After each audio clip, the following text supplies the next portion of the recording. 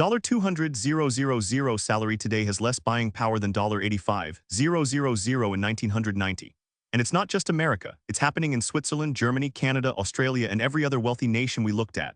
This is the paradox that nobody talks about. Our economies are producing record wealth. GDP is up. Corporate profits are smashing records. Stock markets hit all-time highs last. But if you're earning six figures, you're actually falling behind every single year. I'm breaking down 34 years of wage data from the world's 10 richest countries, and what we found explains why so many high earners feel broke despite making more money than ever before. Let's start with the baseline. When we talk about real wage growth, we're measuring salary increases after accounting for inflation.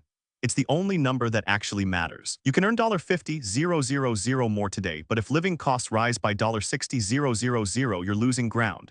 Here's what the data shows. In 1990, the average high earner in the USA made roughly $120,000 in today's dollars. Real wage growth from 1990 to 2000, positive. From 2000 to 2008, still positive. A top earner's purchasing power actually expanded during this period. Then 2008 happened. Post-financial crisis, everything changed.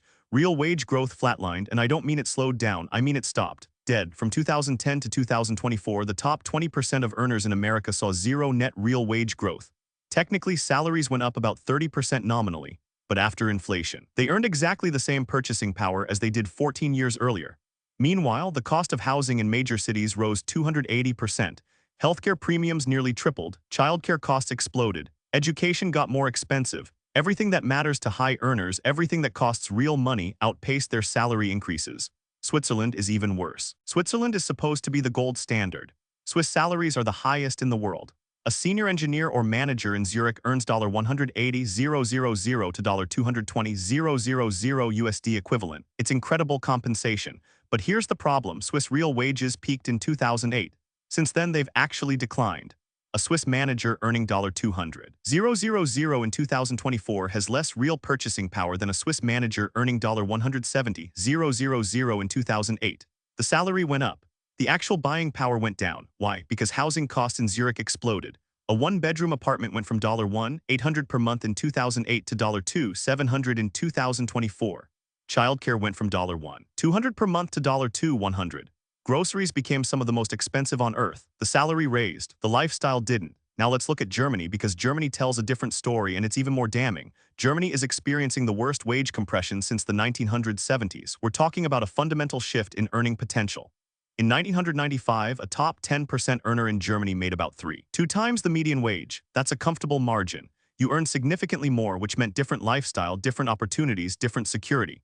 In 2024, a top 10% earner in Germany makes 4 times the median wage. Their salary got bigger, but relative to everyone else, they fell backward. And worse, their real purchasing power is actually lower than it was in the 1990s. A German executive earning euros 120,000 in 2024 can buy fewer groceries, fewer clothes, fewer services, and access to smaller housing than an executive earning euros 70,000 in 1995.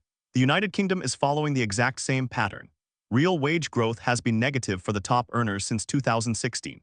6 years of declining purchasing power. Despite nominally higher salaries, Canada and Australia, typically seen as thriving wealthy nations, show the same trend starting around 2012. Nominal wages up, real wages flat or down. Norway is slightly different. Because of oil wealth and deliberate policy decisions, Norwegian high earners have maintained some real wage growth.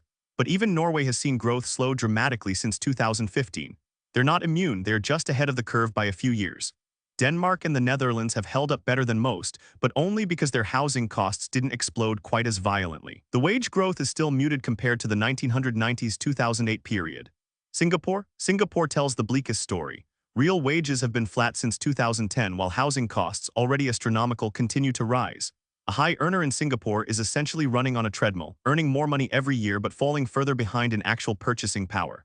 So the obvious question, why? The answer is structural, not individual. First, productivity gains aren't being shared with workers anymore. From 1990 to 2008, when workers became more productive, they earned higher real wages. It was a straightforward exchange. Better technology, better training, better output equals higher pay. Since 2008, productivity has continued to climb.